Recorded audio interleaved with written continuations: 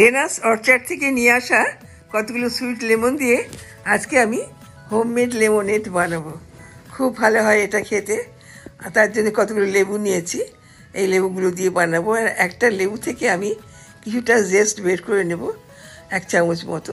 একটা মেজারিং গ্লাসে 600 মিলিলিটার জল আমি উনুনে বসিয়ে দিলাম, আর তাতে দিয়ে দিলাম 300 মিলিগ্রাম মতো চিনি।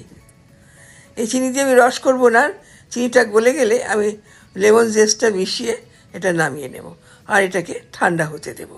যখন এটা, আর এর মধ্যে আমি লেবু কেটে নেব, সমস্ত লেবুগুলোই কেটে নিচ্ছি।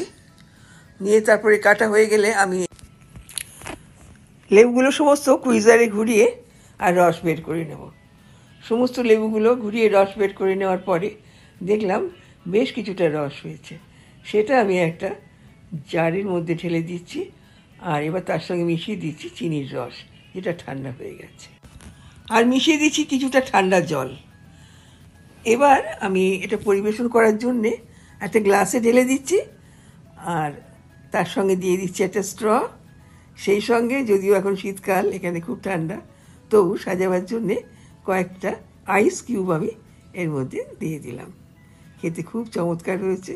আমার ভিডিও যদি ভালো লাগে লাইক করবেন, আর আমার চ্যানেলটাকে সাবস্ক্রাইব করার অনুরোধ রইল।